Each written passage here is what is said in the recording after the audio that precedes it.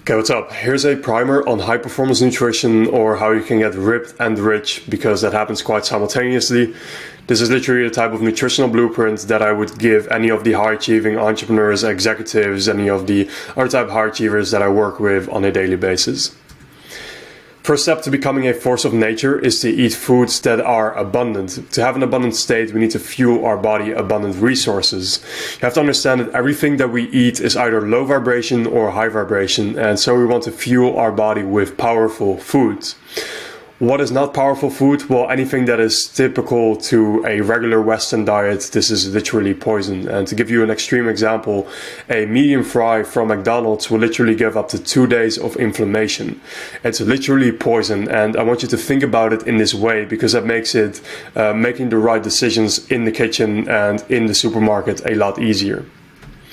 We instead want to get as natural and organic and raw foods as possible. So non-organic, grain-fed, non-free range eggs, all of this stuff, it's literally pumped with chemicals, with drugs, with antibiotics, and a bunch of crap that we do not want.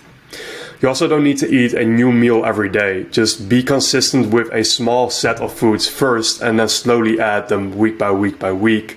So you always have a baseline to get back to, because most people, they eat in such high variety that they eat half of the foods that, they get some type of inflammation from. Their body is not able to digest or deal with properly, and they just get inflammation for no reason. It's also important to understand that we have natural intuition around food.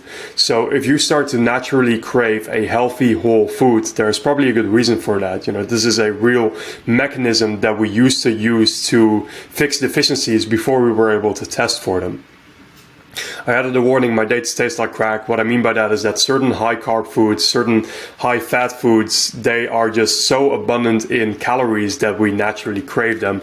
And so it's not necessarily the deficiency, it's just that our body goes, whoa, this is so high in fuel, we want more of this. There's some common misconceptions, myths, and dangers around certain foods. So eating very lean foods is generally not advisable. So a lot of people that will eat a diet that is very high in rice, in lean fish, in chicken, in vegetables. This stuff is not necessarily bad, but you want to have a healthy mix and generally add more foods like red meats, which many people will think are dangerous, but this is all coming from observational studies. There is no type of evidence to actually support that red meat is actually dangerous for us. High carb is definitely not natural.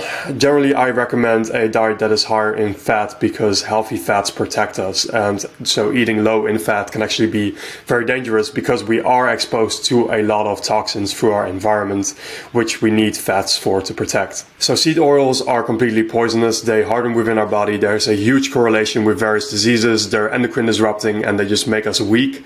Sugar is best to be avoided. It's bad for our skin, gives a big dopamine hit. We often crave the sugars because of fat deficiency, so that's important to note. And if you eat the sugars, it's just going to result in constant up and down blood glucose levels, which just messes up our ability to stay focused. In terms of plant-based, it's way healthier, it's eaten, natural and organic than a standard Western diet, but I will say that an animal-based diet rules, especially if you want more energy, if you want to optimize your testosterone, all this good stuff. Protein shakes are okay-ish, but they're empty, they have a long ingredient list. It's better to just get your protein from natural sources that have the added micronutrients and the synergistic effect of all of these nutrients being found together in food. So what I eat and generally recommend: red meats and organ meat, big staple, raw dairy, so butter, milk, cheese, eggs, lean meats to some extent, and then fruits and raw honey. If additional carbs are needed, then just plain white rice can be a good addition. And what I recommend in terms of vegetables are more optional. I would recommend you to test your deficiencies and then actually sort them out. If you see a specific deficiency that can be solved very nicely with a vegetable, then you can mix that in, but it's generally not a staple in the diet. In terms of supplementation, so krill oil is a very important base, especially if you don't eat a lot of fish. Then vitamin D3, so you want to get 3000 IU or more, especially if you're in a cold country. Generally want to add K2 to that, because those are synergistic, they're absorbed together. Then magnesium, because we're generally deficient in it no matter really what you eat. Tongkat Ali is a great base to increase testosterone and energy. Collagen and glycine for longevity. And then electrolytes, because we're generally deficient in them, it's good for hydration. hydration. In terms of hydration, it's best to stop drinking tap water. In the Netherlands right now, one of the best tap water countries, would still avoid it. Doesn't really matter where you are. It's full of junk, microplastic, hormones, hormone disrupting stuff, chemicals, and so on. Best thing is to get glass bottled mineral water, so San Pellegrino, Aquapana, Evian, these types of brands, or you want to get a reverse osmosis system with remineralization.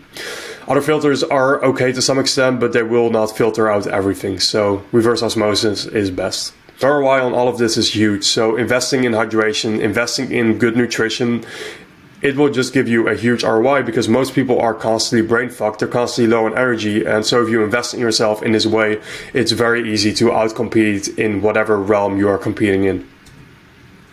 In terms of cooking, 100% raw butter is best, otherwise grass-fed butter, tallow is good, coconut oil is good, extra virgin olive oil is also good, and generally don't cook on too high temperatures.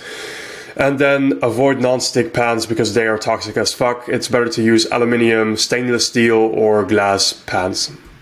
Fasting is a great tool, so the stable blood glucose level from fasting keeps you sharp. It gives the body a chance to empty itself and not always be processing food, and it enables autophagy or cleaning up of the body.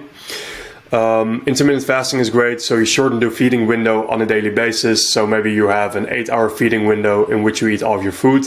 You could even bring this down to just eating one meal a day, but if you eat a lot of calories, this might be too much. And then I also recommend having a quarterly 72-hour water fast.